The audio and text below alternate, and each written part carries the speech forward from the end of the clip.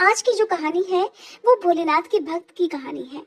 और इस कहानी को उन लोगों को तो जरूर सुनना चाहिए जो कि भोलेनाथ को कुछ भी अर्पित नहीं कर पाते हैं और फिर ये सोचते हैं कि आज सोमवार का दिन था या आज मासिक शिवरात्रि थी, आज भोलेनाथ का दिन था और बाकी सबने तो भगवान को बेलपत्र, भांग, धतूरा, पंचामृत सभी कुछ अर्पित किया। आपके पास चढ़ाने के लिए केवल एक लोटा गंगा जल था और केवल तेल का ही एक दीपक था जो जलाने के लिए था। अब ऐसे में आपको ये भी जानने को मिलेगा कि आखिरकार भगवान कैसे प्रसन्न होते हैं, किस तरह की भक्ति से भगवान प्रसन्न होते हैं। तो एक बार एक नगर में भगवान शिव का एक भव्य मंदिर था। बहुत सुंदर मंदिर था जहाँ भगवान शिव पूरे परिवार के साथ विराजमान थे। वहाँ पर हर वर्ष दूर दूर से भक्तजन शिव जी के दर्शन करने के लिए आते थे। सावन का महीना चल रहा था। दूर दूर से कांवड़ लेकर भगवान शिव का जलाभिषेक करने आए हुए थे। मंदिर पूरा भक्तों की भीड़ से भरा हुआ था। तभी अचानक आकाश में बिजली कड़की और सोने का एक थाल उस जगह से उतरा। उसी के साथ एक भविष्यवाणी भी हुई कि जो कोई भी भगवान शिव का सच्चा भक्त और प्रेमी होगा उसी को ये थाल मिलेगा। मंदिर के भवन में उपस्थित सभी लोगों ने ये भविष्यवाणी साफ साफ सुनी। सुनते ही धीरे धीरे सभी लोग इकट्ठे हो गए। सोने का थाल था, सभी लोग चाहते थे कि हमें ये थाल मिल जाए। जो लोग मंदिर की व्यवस्था देखते थे, यानी कि हर दिन मंदिर में साफ सफाई की व्यवस्था देखते थे, मंदिर में हर दिन पूजा पाठ की व्यवस्था देखते थे, उन्हें तो ये विश्वास था और विश्वास भी पूरा था कि ये थाल तो हमें ही मिलेगा, क्योंकि हम ही हैं जो इस मंदिर की देखभाल भी करते हैं और सच्ची सेवा भी करते हैं और सबसे पहले पूजा भी हम इस मंदिर में करते हैं। तो इस तरह से उन्हें तो पूरा विश्वास था, इसलिए वो भीड़ में सबसे आगे जाकर खड़े हो गए कि हम इस थाल को सबसे पहले छुएंगे। सबसे पहले एक पंडित जी आए और कहने लगे, देखिए, मैं भगवान का हर दिन नियम से अभिषेक करता हूँ, अतः मैं ही भोलेनाथ का सबसे सच्चा प्रेमी और भक्त हूँ, इसलिए ये थाल तो मुझे ही मिलना चाहिए। ऐसा कहकर पंडित जी ने सोने का थाल उठाया। जैसे ही पंडित जी ने थाल को छुआ, वह थाल सोने की जगह पीतल का हो गया। वो पीतल में बदल गया, जिसे देखकर पंडित जी बड़े शर्मिंदा हुए।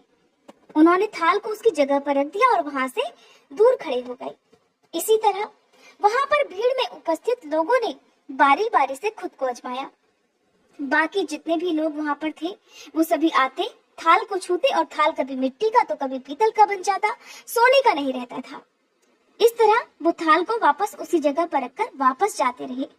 इसके बाद जब उस नगर के राजा को इस बारे में पता चला तो राजा दौड़े दौड़े आए। राजा थे, धन की, सुख संपत्ति की कोई कमी नहीं थी। राजा सोचने लगे कि मैंने महादेव के मंदिर में बहुत भारी दान दक्षिणा दी है, मंदिर निर्माण में भी मैंने सहयोग किया है, इसलिए ये थाल तो मुझे ही मिलना चाहिए। ऐसा कहकर जैसे ही राजा आगे बढ़े और थाल उठाया, जैसे ही थाल उठाया, थाल तांबे का हो गया। ये देखकर महाराज भी बड़े शर्मिंदा हुए। थाल को वापस चुपचाप उसी जगह पर रखकर एक तरफ खड़े हो गए। इसके बाद इसी तरह एक से बढ़कर एक दानी, महात्मा और भक्त पधारे, लेकिन किसी के हाथ में थाल पीतल का हो गया और किसी के हाथ में तांबे का हो गया, किसी के हाथ में मिट्टी का, सोने का तो रहा ही नहीं। तब सभी लोगों को पता चल गया कि हम में से कोई भी महादेव का सच्चा भक्त ही नहीं है, यानी कि अब तक हमने अपने जीवन में महादेव की जो पूजा भक्ति की है वो सच्ची थी ही नहीं। उस सभी में स्वार्थ था, झूठ था, दिखावा था। उसी समय एक गरीब किसान का वहां आना हुआ। वो बेचारा महीनों बाद आज चातुर्मास के शुभ अवसर पर भोलेनाथ के दर्शन करने आया था। चातुर्मास का समय कभी भी बुरा नहीं होता। चातुर्मास के समय में शुभ मांगलिक कार्य नहीं किए जाते हैं, लेकिन इन 4 महीने में भगवान की भक्ति जरूर करनी चाहिए। पूजा पाठ से संबंधित, जैसे कि आप भजन, कीर्तन, महापुराणों की कथाओं का पाठ या श्रवण इन दिनों कर सकते हैं। तो चातुर्मास के शुभ अवसर पर बेचारा बहुत दिनों के बाद वो भोलेनाथ के दर्शन करने आया था। एक तो गरीबी, ऊपर से गृहस्थी के बोझ तले दबा हुआ वह गरीब दिन रात खेतों में मेहनत मजदूरी करके अपना और अपने परिवार का गुजारा किया करता था। अभी रास्ते में ही आ रहा था कि कोई भिखारी उसे मिल गया और कुछ मांगने लग गया। इस किसान को उस पर दया आ गई। अपने खाने के लिए जो खाना वो साथ लाया था, जो कि वो काम करने के दौरान अक्सर बीच में खाया करता था, उसने वही खाना उस भिखारी को दे दिया, ये सोचकर कि शायद इस खाने की जरूरत मुझसे ज्यादा इस भिखारी को है। थाल के बारे में उस गरीब किसान ने भी सुना था, लेकिन उसने इस ओर बिल्कुल भी ध्यान नहीं दिया, ये सोचकर कि मैंने तो ना कभी भगवान को चढ़ावा चढ़ाया, ना कभी मैं नियम पूर्वक मंदिर में गया, ना मैंने कभी ब्राह्मणों को भोजन कराया, ना कोई दान दक्षिणा ही दी। दान दक्षिणा कैसे देता? बेचारा बड़ी मुश्किल से तो अपने परिवार का पेट पाला करता था। तो वह व्यक्ति सीधा मंदिर में गया और महादेव का पूजन करके बाहर आ गया। परिक्रमा करके जब वो जाने को तैयार हुआ, तभी पीछे से एक व्यक्ति बोला जो भीड़ में ही था। उसने कहा, भाई जरा तुम भी इस थाल को उठाकर देख लो, हो सकता है तुम ही वो सच्चे भक्त हो जिसके लिए ये थाल आसमान से उतर कर आया है। किसान को लगा कि वो व्यक्ति उसका मजाक बना रहा है। किसान ने हंसते हुए अपना दुख छुपाते हुए कहा, भाई मैं तो कभी कोई पूजा पाठ भी नहीं करता और महीनों में एक आध बार ही मंदिर आ पाता हूँ, मैं कहाँ का सच्चा भक्त। तो वह अजनबी कहने लगा, भाई हम सभी तो देख चुके हैं, हमारी भक्ति तो बिल्कुल भी सच्ची नहीं है।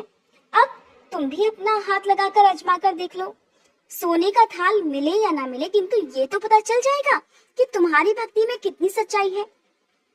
वहां पर उपस्थित लोगों के बहुत आग्रह करने पर आखिरकार उस भोले भाले किसान ने जाकर वो थाल उठा लिया। जैसे ही उसने थाल उठाया, लोगों के आश्चर्य का ठिकाना नहीं रहा। सोने का थाल रोशनी से जगमग करने लगा, चमचमाने लगा, जिसे देखकर मंदिर में उपस्थित सभी लोगों के बीच में खुशियों की लहर दौड़ गई। सभी लोग देखते ही देखते उस गरीब किसान के और महादेव के जयकारे लगाने लगे और पूछने लगे कि भाई तुम ही तो वो सच्चे भक्त हो, अब हमें ये भी बता दो कि आखिरकार महादेव की भक्ति कैसे करते हो, कौन सा उपाय करते हो जिससे महादेव तुमसे इतने प्रसन्न हैं। तो वह किसान कहने लगा, भाई मैं कोई भक्ति नहीं करता। हाथ जोड़कर कहने लगा कि मैं तो केवल दिन रात खेतों में काम करता हूँ और थोड़ा समय निकालकर अपनी सामर्थ्य के अनुसार जरूरतमंद लोगों की मदद कर दिया करता हूँ। इसके अलावा मैं कोई भी विशेष कार्य नहीं करता। लोग पूछने लगे, तो फिर बताओ तुम लोगों की मदद क्यों करते हो? किसान ने मुस्कुराते हुए कहा, दूसरों की मदद करके जब उनके चेहरे की मुस्कान देखता हूँ तो मुझे उसमें परम आनंद की प्राप्ति होती है, बहुत खुशी होती है और इतनी खुशी मिलती है कि मैं शब्दों में उसे बयान भी नहीं कर सकता।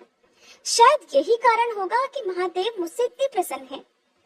तो वहां पर उपस्थित लोगों की आंखें खुल गईं कि किस प्रकार की भक्ति सच्ची होती है। हमें भोलेनाथ इस कथा को कहने, सुनने और हुंकारा भरने वाले भक्तों पर वैसे ही कृपा करना जैसे आपने उस गरीब किसान पर की थी।